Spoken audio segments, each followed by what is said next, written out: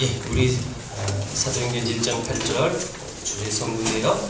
다 같이 제 7번째니까 외울 수 있을 것 같은데 한번 읽어보겠습니다. 시작. 성령이 너희에게 임하시면 너희가 권능을 받고 예루살렘과 사마리아와 땅까지 이르러 내 증인이 되리라 하시니라. 아멘. 7번째가 벌써 됐습니다.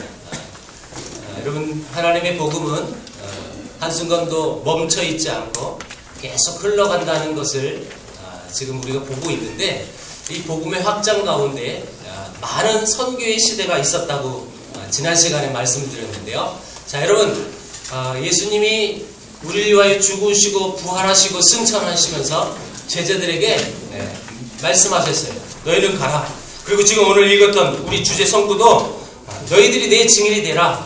그래서 그 명령에 따라 증인된 삶을 살아갑니다. 그래서 이 영년부터 400년 동안 복음의 시대, 이 선교의 시대를 나눠봤는데, 이때 무슨 시대라고 얘기했나요? 400년까지.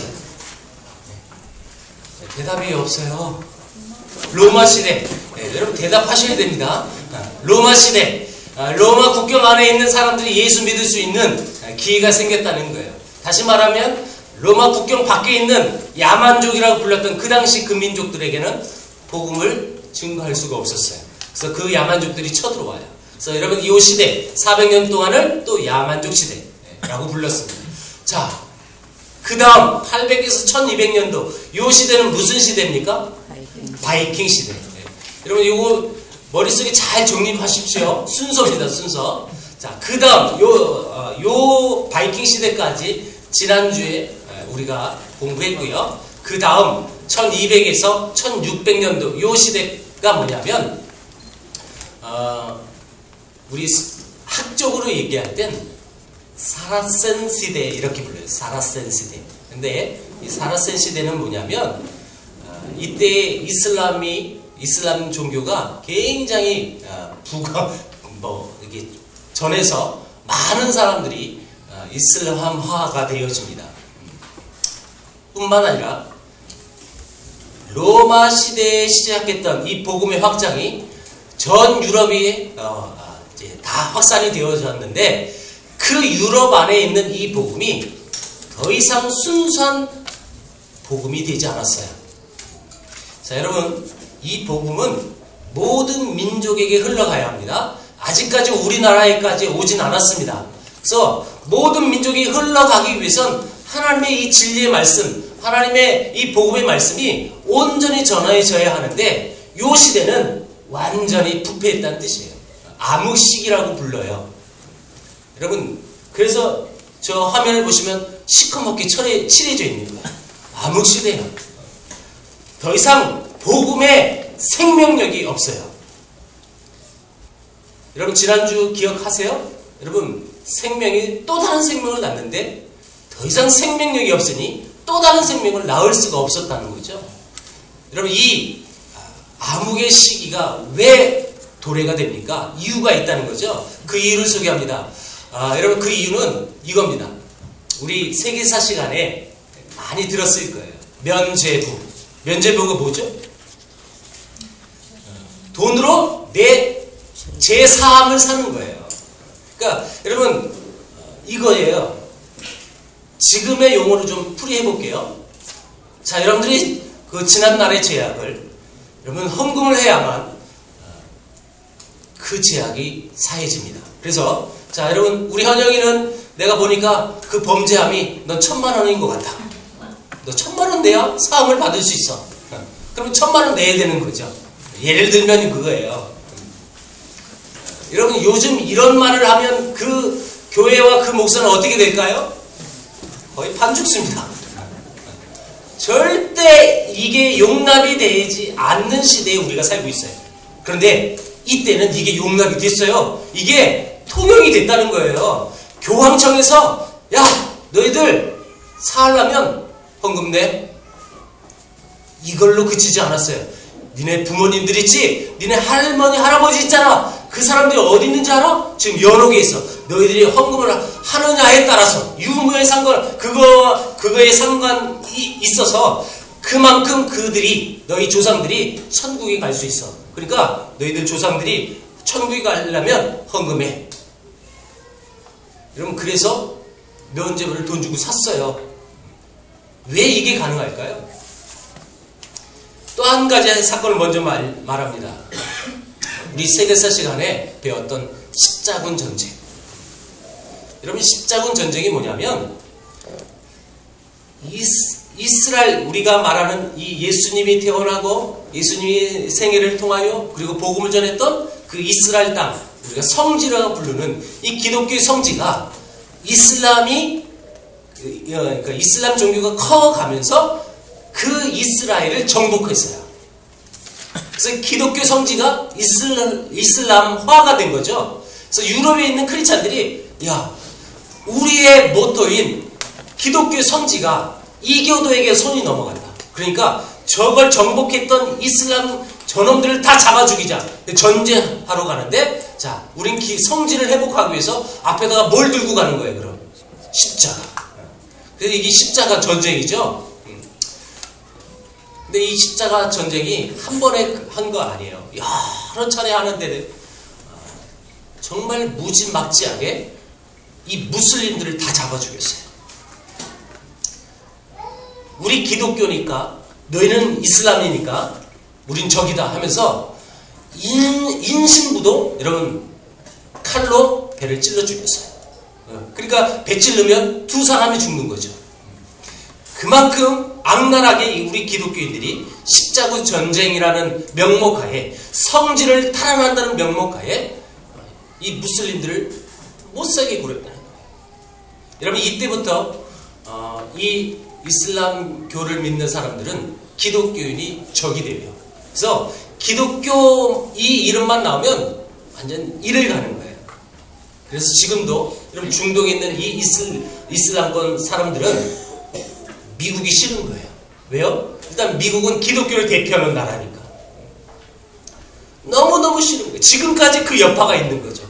자, 제가 이 말씀을 드리는 이유는 당시 이 중세시대에, 암흑시기라고 했던 그 시대에 왜 이렇게 십자군 전쟁, 말이 십자군 전쟁이지, 그거는 여러분 하나님이 원하는 게 아니거든요. 너 복음 들을래? 아니면 죽을래? 이슬람하고 똑같은 거예요. 여러분, 절대 복음은 강압적으로 전해서 그 사람이 예수 믿는 게 아니거든요. 복음은 그렇지 않습니다. 복음은 비밀이 이거예요. 내가 죽고 나 죽고 예수님이 사는 거거든요. 이게 진짜 복음인데, 너 죽을래 살래? 이러면서 복음을 전하는 건 여러분 의미가 없는 거예요. 근데 왜 이렇게 십자군 전쟁, 또 말도 되지 않은 면죄부까지 팔아가면서 이런 이 종교에 완전히 부패가 됐을까요? 이유는 단 한 가지입니다. 이유는 성경을 몰랐기 때문에 그렇습니다. 자, 여러분, 아까도 얘기했지만 제가 지금 이 자리에서 우리 교회는 면죄부를 팝니다. 우리 다음 주까지 1,000만 원씩 다 면죄부를 사십시오. 이러면 난리가 나죠. 왜요? 성경엔 그런 말이 없거든요. 성경에 없는 말씀을 전하면, 요즘 우리 한국교회 성도님이 얼마나 똑똑한지 몰라요. 저거 잘못 전하고 있다고 지금 이렇게 되들고 나오죠. 그런데 이때는 성경을 몰랐어요. 그러니까 교황이 시키는 대로 다 따라올 수밖에 없어요. 왜 성경을 몰랐느냐? 여러분, 로마 시대에 썼던 언어가 라틴어라고 불려요. 라틴어로 기록된 성경만 이 교황청, 이 로마 카톨릭은 인정을 했지, 나머지 성경은 절대 인정하지 않았어요. 그래서 그 당시 썼던 지금의 말로 표현해 볼게요. 저 독일 지역에 사는, 만약에 독일 사람들이 성경을 몰라요. 라틴어를 모르니까 모르는 거죠. 그래서 독일어로 성경을 번역했다? 그 사람은 이단이 되는 거예요. 영국에 사는 사람이 영어로 성경을 번역했다? 그러면 그 사람이 이단이 되는 거예요. 절대 다른 언어는 성경이 기록될 수가 없는 거예요. 오직 라틴어만. 그러니까 일반 성도들은 언어를 모르니 그냥 교부와 또 교황과 또 그 사제들의 가르침대로 그대로 받을 수밖에 없는 거예요. 성경이 어떻게 기록됐는지 모르니까 단에서 말하는 대로 그게 법이 돼버리는 거죠. 그러니까 이게 다 수용이 되는 거예요. 여러분, 이렇게 부패하는데 무슨 생명을 날 수 있어요? 자기 이익만 추구하는 그 종교가 돼버렸는데, 여러분, 영혼을 살릴 수 없는 거죠. 마찬가지죠. 오늘날 우리 한국교회가 많이 부패했다 얘기합니다. 어떻게 보면 이 중세시대하고 비슷해져 가는 거예요. 기죽화되어지고, 크리스찬들이 상류층에 얼마나 많은지 몰라요. 지금 요즘 그 장관들, 고위 공직자들, 내정자들 보면 반 이상이 기독교인이라고 그런 통계가 나와요. 그들이 잘못 사니까 전반적인 기독교가 욕먹는 거고. 우리가 좀 깨어 있어야 합니다. 한국교회가 지금 중세 시대와 너무너무 비슷하게 가고 있어요. 세습? 여러분, 이게 이제 그 당시 중세에서 돈 받고 사제를 주는 거예요. 돈 얼마큼 냈느냐에 따라서. 똑같은 거죠. 지금 똑같아요. 그럼에도 불구하고 하나님은 여러분들에게, 그리고 우리 민족에게 복음이 들어오기 위해서 하나님의 사람들을 세우셨어요. 여러분, 그들이 일어나지 않으면 저와 여러분들은 이 복음을 들을 기회가 없는 거잖아요. 그래서 여러분, 종교개혁이 일어나는 거예요. 자, 질문해 봅니다. 여러분, 종교개혁하면 딱 떠오르는 한 인물이 있습니다. 누굽니까? 마틴 루터. 안 속았네. 내가 위클리프 이름을 올려놨는데 안 속았어요. 마틴 루터. 마틴 루터는 1517년 10월 31일 95개조 반박문을 붙이면서 종교개혁을 실질적으로 일으키는 사람인데, 위클리프라는 사람은 훨씬 전 사람이에요. 약 대략적으로 100년 앞선 사람이에요.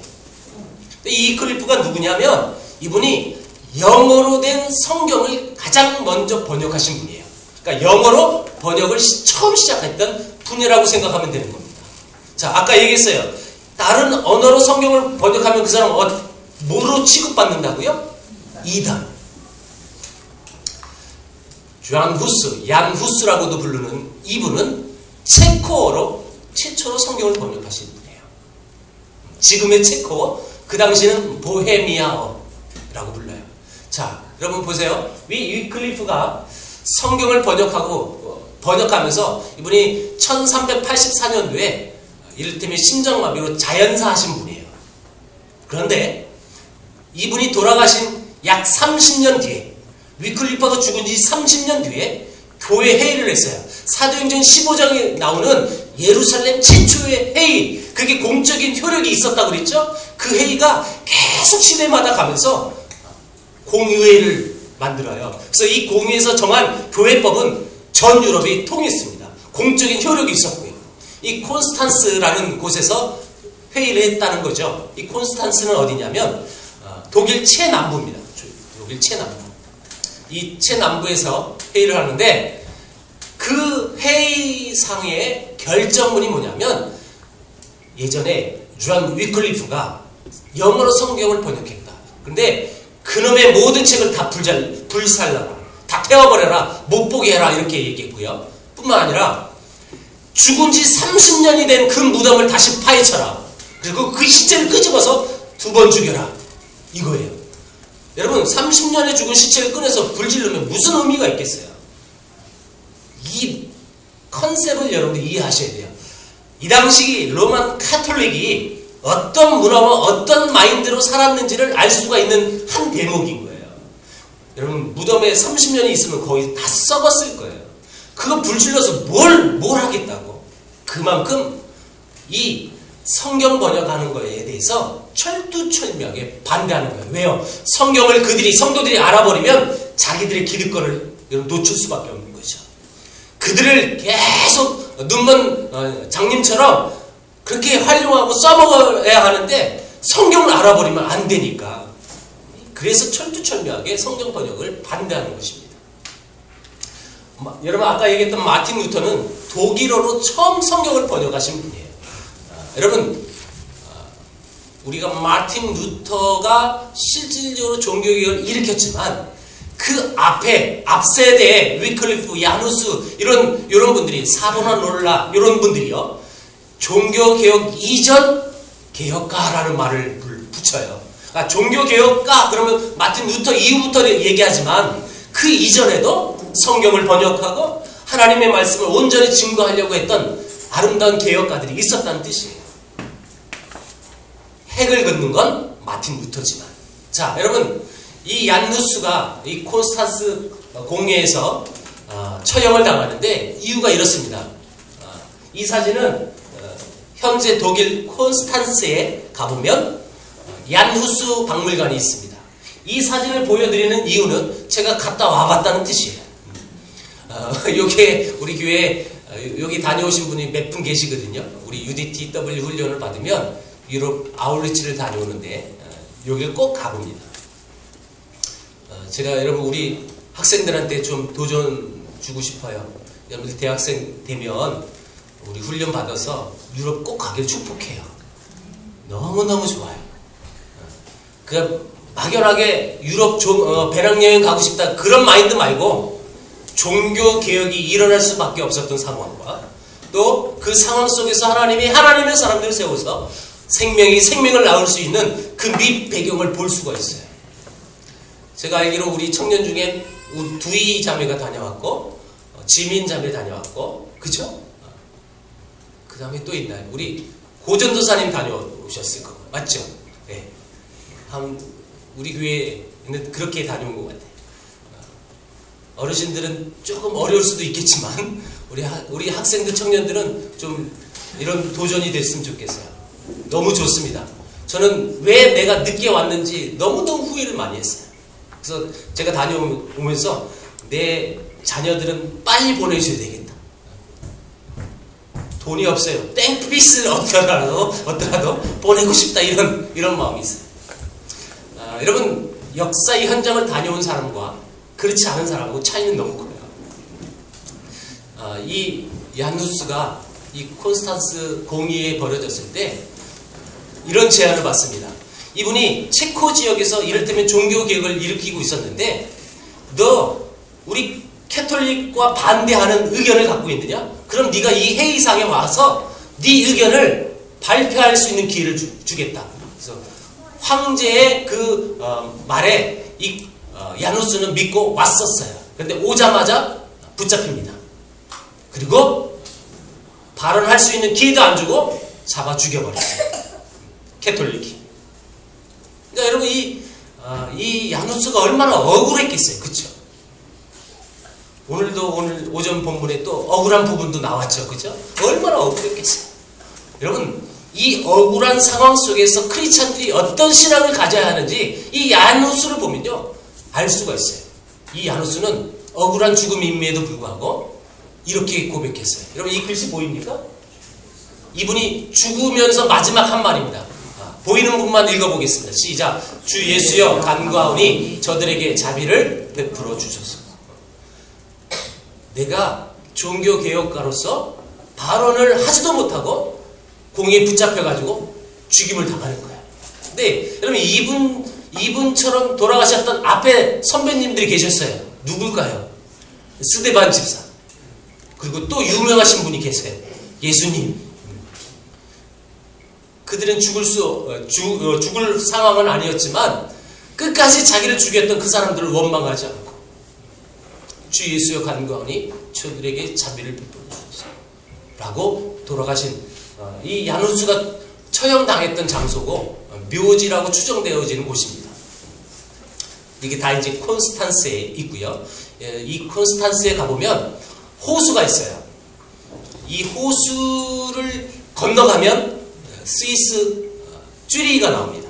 굉장히 가까운 거리죠. 여기에 왕래하는 배가 있어요.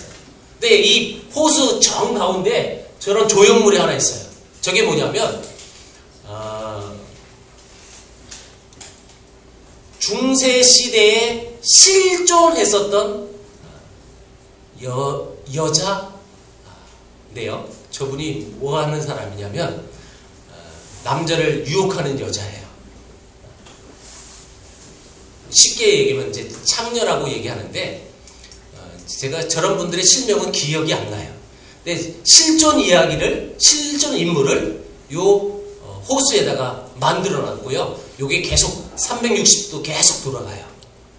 근데 여러분, 이게 굉장히 큰 조형물인데, 제가 그러니까 멀리서 찍어서, 땡겨서 찍은 거 이거예요. 저 여자의 몸을 자세히 보면요. 거의 반나체예요. 그래서 아무리 잘 나와도 크게 제가 보여드리진 않아요. 근데 더 재밌는 건 뭐냐면, 저 여자에게 두 손에 들려있는 요 조형물이 또 있는데요. 그 조형물이 누구냐면, 한 손은 황제고, 한 손은 교황이에요. 이 중세시대의 실권자, 황제 교황. 근데요, 정말 재밌어요. 황제하고 교황은요, 하이 실종이에요. 지금 여러분 안 보이죠? 일부러 안 보이게 한 거예요, 지금. 자세히 보면 바지를 입지 않고 있다는 거예요. 이게 실제 사건이었고, 그 이야기를 한 조형물로 표시해 놓은 거예요. 무슨 뜻일까요? 창녀가 교황과 황제를 자기 마음대로 주물럭거린 거예요. 이게 중세시대의 이야기라는 거죠. 그러니까 생명이 생명을 낳을 수 있는 그런 시기가 아니라 계속 썩을 대로 썩어가는 거예요. 여러분, 이 복음이 계속 흘러가야 하는데 못 흘러가니까. 그래서 하나님은 종교개혁을 하나님이 허락해 주시는 거예요. 왜요? 다른 거 생각할 필요 없어요. 종교개혁, 그 1517년 마틴 루터가 종교개혁 일으켰다. 감사하다. 그래서 10월 마지막 주간은 종교개혁 주간. 그냥 섬기는 게 아니라요. 여러분, 이 정확한 의미를 아셔야 돼요. 거기에서 멈췄다면, 여러분, 저와 여러분들 하나님 모르고 죽었을 거예요. 그러니까 이 복음이 멈추면 안 되니까, 그 복음이 계속 흘러가기 위해서 종교개혁을 일으킬 수밖에 없었던 거죠. 이 밑배경입니다. 마틴 루터가 이 비텐베르크 성당에서 요 문에다가 95개조 문제점, 이 카톨릭의 문제점을 딱 상세히 적어서 이것은 문제입니다. 딱 붙인 거예요. 근데 마틴 루터가 사실 종교개혁을 일으키려고 일으킨 사람이 아니에요. 이 사람은 굉장히 소심한 사람이에요. 95개조 방법문을 딱 붙여놓고 도망간 거예요. 누군지 모르고 이거 잘못됐어요 하고 확 도망간 거예요. 근데 이게 붙여지면서 주위 사람들이 와 맞아 이건 틀렸어 하면서 일어나가지고 어쩔 수 없이 마틴 루터는 떠밀리는 사람이에요. 여러분, 그때부터 수많은 종교개혁가들이 일어나는데, 여러분, 이 95개조 방방문을 붙였던 이 문은 실제로 불타서 없어졌고요. 그 종이 또 지금까지 없겠죠. 그래서 여기 가보면 95개조 내용을 이 철판문으로 인을 박아놓은 거예요. 지금은 이렇게 볼 수 있고요. 그럼 이 마틴 루터 이 비텐베르크 성당에 있는 기둥인데요. 아까 요건데 요 기둥에 뭐라고 적혀 있어요? 이게 뭐냐면 독일어인데요. 내주는 강한 성이요 라는 뜻이에요. 그래서 여러분, 찬송가 내주는 강한 성이요, 이걸 마틴 루터가 작사하신 분이에요. 그 내용이 기록이 되어 있고, 이 윌리엄 틴데일이란 분이 존 위클리프 이후의 시대의 사람인데, 이분이 성경을 또 번역하기 시작했어요. 여러분, 이 윌리엄 틴데일의 성경을 번역하니까 헨리 8세에 의해서 화형을 당하는 거예요. 완역이 다 되지는 않았고요. 자, 이 헨리 8세는 또 유명한 사람이죠. 그의 딸, 그 메리라는 딸이 나중에 여왕이 되면서 피의 여왕이라는 별명이 생길 만큼 종교적인 엄청난 핍박이 있었어요. 다 얘기는 못하고요. 훗날 엘리자베스 1세, 그러니까 메리 여왕 다음 왕이 엘리자베스예요. 지금 영국 여왕의 이름 그대로 따서 그 앞세대 사람이죠. 이 엘리자베스 1세의 통치 말기에서 영국 의회가 성경 번역을 논의했습니다. 그리고 제임스 1세가 1911년에 그 성경을 완역했습니다. 영어 성경으로 완전히 완역이 끝났어요. 제임스 왕 때. 그래서 이 성경을 무슨 버전이라 불러요? 킹 제임스 버전. 자, 우리 학생들한테 질문합니다. 선물이 있습니다. 손 들고 맞춰보세요. 킹 제임스, 제임스라는 왕인데요. 이 제임스라는 영어 이름은 우리 성경에 나와요. 성경 안에 있는 한 성경책 이름하고 똑같아요. 이 사람은 누굴까요? 손 들고 맞추면 선물을 줍니다. 제임스는 우리말로 뭐라고 부를까요? 학생들에만 기회가 있습니다. 없어요? 선물 큰 건데? 후회하지 마세요. 못 맞히더라. 또 여러분, 이 선물은 유럽 왕공 항공권이었습니다. 못 맞췄으니까. 제임스가 야고보입니다. 야고보. 이 야고보라는 우리가 부르는 이 이름은 영어로 제임스라고 부르는데, 이 제임스 왕이 완역했다 해서 킹 제임스 버전이라고 부르는 거죠. 이 성경이 완역이 되면서 엄청난 여러분 역사를 허락하는 거예요. 그러니까 여러분, 이 성경 한 권이 영국이라는 나라를 세우는 거예요. 그러면서 하나님이 사용하시는데, 물론 이제 우리가 세계사 시간에 어떤 식민지를 세우는 그런 마인드, 그런 부분은 잘못됐지만 그 모든 것을 활용하셔서 하나님은 복음을 전하셨다는 거죠. 자, 여러분, 요 그림 한번 보십시오. 이제 이게 유럽인데요. 마틴 루터가 독일에서 종교를 일으켰던 사람이고, 자, 헨리 8세, 그 다음 존 락스라는 분이 있었는데, 이번에는 영국 위에 있는 스코틀랜드에서 종교개혁을 일으켰던 사람이에요. 이 존 락스가 지금 우리 교회 장로교단을 만드신 분입니다. 근데 왜 이분이 그 일들을 했느냐? 이분이 핍박이 있고 어려우니까 이분이 스위스로 갔어요. 스위스 제네바에 있는 칼빈을 만나게 됩니다.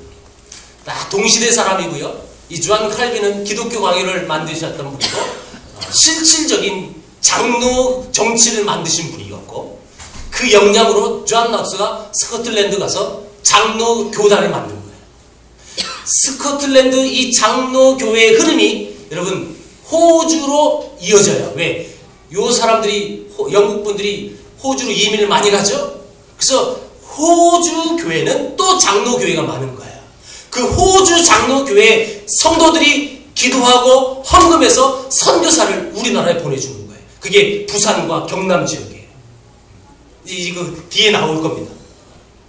다 연결이 돼요. 스빙글리, 이분도 스위스 중심에서 사역했던 분이었고, 이런 종교개혁가들을 통해서 하나님은 다시금 이 유럽을 회복시켜줘요. 그러나 여러분, 종교개혁이 일어나면서 캐톨릭하고 어마어마한 싸움을 벌여요. 이 이후에 30년 전쟁이라는 수많은 사람들을 여러분 죽을 수밖에 없었던 전쟁도 치르는 거죠. 엄청난 핏값이 있었어요. 자, 여러분, 종교개혁을 일으켜서 하나님의 복음이 계속 흘러가게 하는 것이 하나님의 뜻이라고 했는데, 여전히 그 유럽 안에는요, 선교하자, 모든 민족은 하나님의 백성이다, 이런 풍토, 이런 아름다운 신학관을 갖고 있지는 않았어요. 왜요?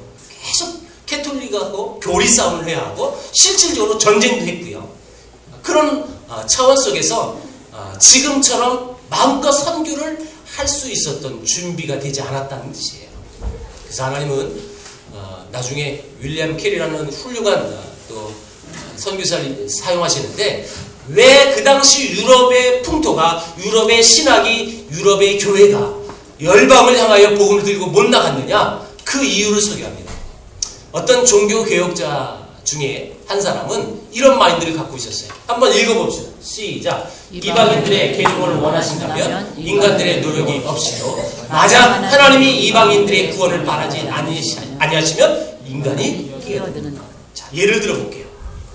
자, 여기 인원이 제일 적으니까 요 1, 2, 3 분단이라고 얘기했을 때, 요 3분단 요족은 미전도 종족이라고 우리가 이렇게 얘기할게요. 자, 여러분, 미전도 종족처럼 바라보세요. 불쌍하게. 이 미전도 종족에게 누군가 가서 복음을 전해야 하는데, 자, 만약 요 분들이 이쪽에 가서 복음 전하자 라고 주장했어요. 그런데 이쪽에 있는 사람들이 뭐라고 얘기했느냐? 잘 들어봐. 만약에 저 사람들이 하나님의 계획된 하나님의 자녀가 만약에 아니라면 너희들이 가서 복음 전해가지고 얘네들이 혹 예수 믿으면 그래서 하나님의 자녀가 됐다고 하면 그건 하나님의 그 놀라운 구원사에게 너희들이 끼어드는 일이다 라고 이렇게 따져 물었어요. 이해가 됐나요? 여러분, 그러면 이 사람들이 하나님의 자녀인지 자녀가 아닌지를 우리가 알 수 있습니까? 없습니까? 없어요. 그쵸? 다만 전제를 합니다. 만약에 하나님의 백성이 아니라면 복음 전해서 예수 믿으면 네가 구원사에게 네가 하는 거 아니야? 하나님이 하는 게 아니라 네가 한 거 아니냐? 라고 따져 물었다는 거예요. 이게 신학 논쟁이거든요. 이 주의를 뭐라고 불렀느냐? 초칼빈주의라고 불러요. 칼빈, 아까 존 칼빈 나왔죠? 이 칼빈은 우리 장로교회의 어떤 신학의 기틀을 만들어 놓으신 분이에요. 그런데 이분의 신학 부분에서 가장 많은 차지하는 부분이 뭐냐면 예정론이에요. 하나님이 선택한 하나님의 백성이 따로 있다는 거예요. 근데 이걸 잘못 이해했어요. 근데 그 하나님의 선택된 백성은 우리 인간은 아무도 알 수가 없어요. 오직 하나님만 알 수 있는데 그 당시 모르니까 만약에 이 사람이 하나님의 백성이 아닌데 하나님 믿으면 어떻게 되냐는 거죠. 칼빈주의를 넘어갔다라는 뜻으로 초칼빈주의, 영어로는 슈퍼 칼빈니즘 이렇게 부르죠. 이해가 됐습니까? 그 당시 이런 일부의 사람들은 선교하지마 이런 뜻으로 반응했다는 뜻이에요. 또 한 가지, 예수님이 제자들에게 마지막 명령하고 가셨던 그 내용, 너희들 가서 모든 민족으로 제자를 삼아라 라고 했던 그 명령은 너희들이 잘못한 거야. 그거는 예수님이 명령했을 때 그 당시에 예수님을 직접 만난 그 사도들에게만 주었던 명령이지 그 명령은 우리에게 주어진 것이 아니다 라고 주장했어요. 자, 여러분 질문해 봅니다. 우리 교회 성도님들이 수준을 한번 테스트 해볼게요. 여러분, 이 말이 맞아요? 틀려요? 틀리죠? 그 명령은 지금도 우리에게도 유효합니다. 그런데 이 종교개혁 시대에 어떤 사람들은 그 명령은 사도들에게만 주어진 명령입니다. 그러니까 가지마 이런 풍토였다는 뜻이에요. 그래서 유럽에 여러분 목숨 걸고 선교를 하지 못했어요. 초창기에는. 그런데 반대로 유럽에 종교개혁이 일어나서 많은 신자를 카톨릭에서는요 개신교로 뺏긴 거예요. 이를테면 자기들 입장에서 봤을 때 종교개혁이 일어나서 뺏겼으니까 우리도 그에 반하는 종교개혁을 일으키자. 그래서 카톨릭이 종교개혁을 일으켰어요. 그게 뭐냐? 여러분, 선교였어요. 예수회를 만들어서 예수회가 뭐 했느냐? 목숨 걸고 선교했어요. 여러분, 이때가 언제냐면 막 신대륙이 발견됐을 시대예요. 신대륙이 막 발견되면서 그 미개한 인디언들이 많이 산다는 것을 알았던 이 카톨릭이 뭘 생각했느냐? 그 신대륙에 우리가 카톨릭 선교사를 먼저 보내서 그 사람들이 우리 카톨릭이 믿으면 그 사람들은 다 우리 백성 될 거다. 개신교에 뺏기지 말자. 그래서 보내는 거예요.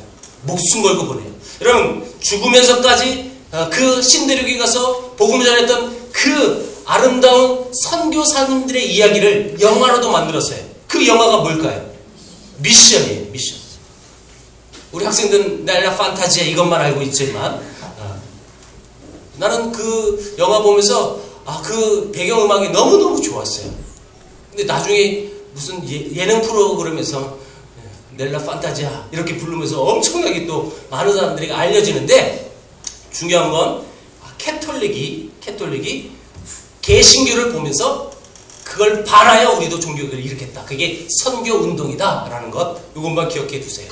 자, 그러면 우리 개신교는 선교를 아예 하지도 않았느냐? 아니에요. 했었어요. 그 당시는 동유럽 쪽에 가서 복음을 전했어요. 동유럽. 그러니까 캐톨릭처럼 목숨을 걸고 대양을 건너가지는 않았지만 동유럽 쪽에서는 했었어요. 그 그 영향력을 끼쳤던 한 단체가 있었는데 그게 경건주의 학자들이에요. 경건주의. 어려워요. 제가 깊게는 하지 않을게요. 이 경건주의는 쉽게 얘기하면 이겁니다. 종교개혁의 개혁가들의 후예들이 하나님의 말씀으로 그리고 하나님 앞에 기도하고 이 말씀을 연구해서 이 말씀을 하나님의 복음을 증거하는 아름다운 후예들이에요. 그 이 후예들의 대표적인 사람이 필립 스패너 경건한 소원이라는 책을 만드신, 여러분 이런 고전들은 꼭 한 번씩 읽어보십시오. 그 경건주의의 영향력을 또 하나의 단체가 받는데 그게 모라비안 형제단이에요. 자, 연결점을 소개합니다. 이 모라비안 형제단은 아까 얘기했던 야누스, 아까 체코에서 종교교육을 일으켰다가 독일 콘스탄스에서 잡혀 죽였던 그 야누스의 후예들입니다. 후예들. 이 후예들이 맨날 이리 쳐이고 저리 쳐이고 맨날 쫓겨다니는 거예요. 캐톨릭에 의해서.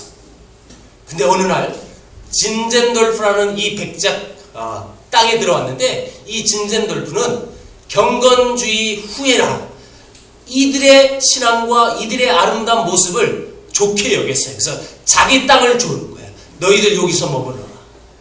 헤른 후트라는 곳을 이분들이 오셔서 그곳에서 머물면서 공동체 생활을 했어요. 그 모임을 모라비안 형제단이라고 불렀어요. 이 모라비안 형제단의 특징이 있는데요. 보세요. 1732년도에 공동체를 시작해서 진젠돌프가 이를테면 대표가 되는 거고요. 이분들이 이때로부터 150년 동안 2158명의 선교사를 보냈습니다. 선교사를 다 보냈는데 특이한 게 뭐냐면 이 당시에 이들이요 자비량 선교사를 갔었어요. 이 모라비안 형제단의 가장 큰 특징은 다 자비량이었어요.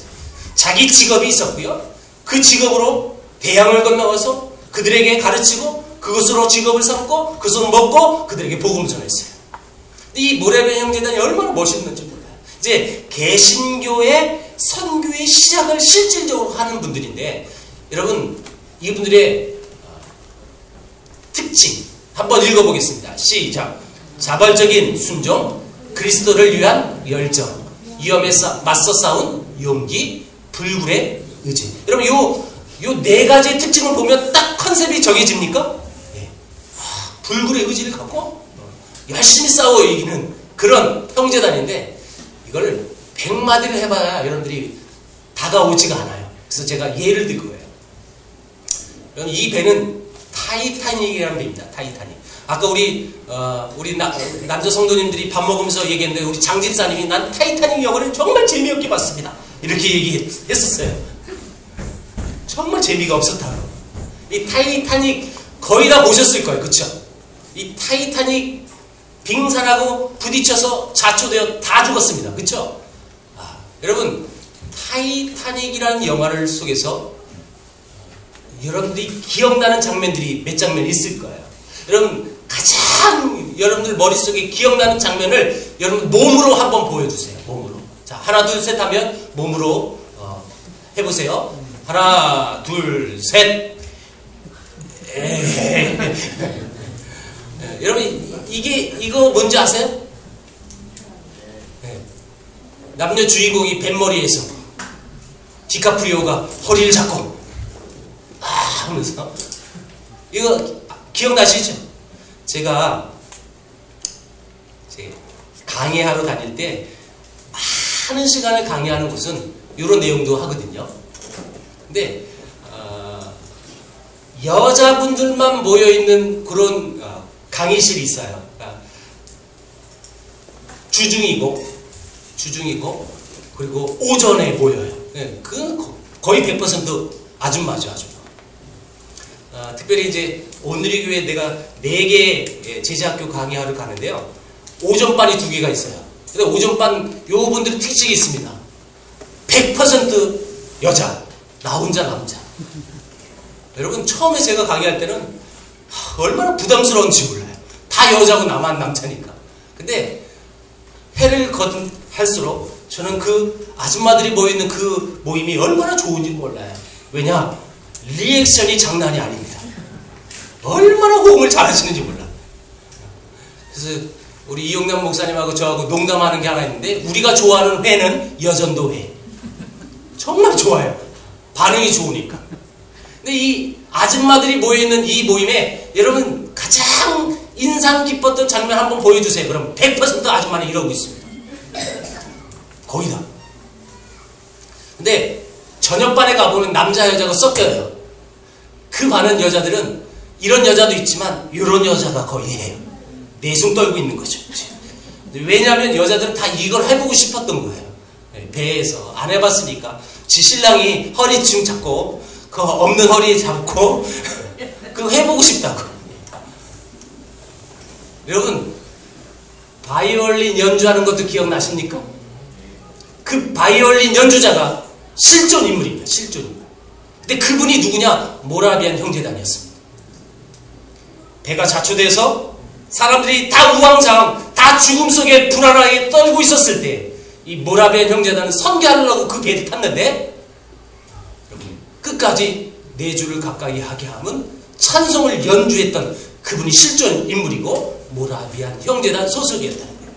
여러분 모라비안 형제단의 컨셉이 딱 정해졌습니까? 이제 불굴의 의지. 그렇게 선교를 시작하면서 이 유럽의 수많은 크리스찬들이 새로운 신대륙으로 가서 복음 전합니다. 자비량으로 그곳에 일생을 고생하면서 하나님 복음을 전했다는 거예요. 그런데 이 시작점을 아셔야 돼요. 시작점.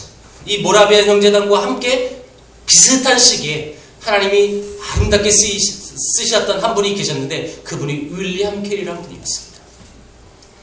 그럼 이 윌리엄 캐리를 통하여 전 유럽에 선교단체가 세워지고 그 선교단체를 통해서 이 동양권, 이 아시아권에 여러분 복음이 들어와요. 여러분 이 윌리엄 캐리는 멋있는 분입니다. 근대 선교의 아버지라고 불려졌던 이 선교사님. 아픔도 많았고요. 선교사로 나가기 정말 눈물겨운 환경들이 얼마나 많은지 몰라요. 이 선교사님의 이야기는요 너무너무 귀해요. 그래서 이 선교사님의 얘기는 언제 들려지느냐? 다음 주에 들려질 거예요. 정말 귀한 한 영혼이 죽어가는 영혼들을 품고 아파하고 그 가운데 하나님의 명령과 하나님께서 이 민족 그리고 모든 열방을 사랑하고 계시다는 그 사실을 발견하고 아름답게 헌신합니다. 그랬더니 전 유럽이 여러분 들고 일어나는 거예요. 이분 영국 목사님이에요. 이때로부터 영국 출신 선교사들이 얼마나 많이 이 동양에 왔는지 몰라요. 특별히 영국 선교사는 중국 땅에 참 많이 오셨습니다. 그리고 참 많이 순교하셨습니다. 여러분 이제 점점 이 복음이 우리를 향하여 달려오고 있다는 사실이 여러분 좁혀지죠? 계속 여러분들에게 달려오고 있다는 이걸 발견해야 합니다. 아 하나님이 나를 그리고 하나님이 이 민족을 얼마나 사랑하시는지 그 아름다운 하나님의 흐름이 있다는 것을 그 하나님의 섭리가 있다는 것을 여러분 이 엑스스쿨이 계속 반복되어져 가면서 그걸 깊이 여러분들이 누리시길 주의 이름으로 축복합니다. 기도하겠습니다.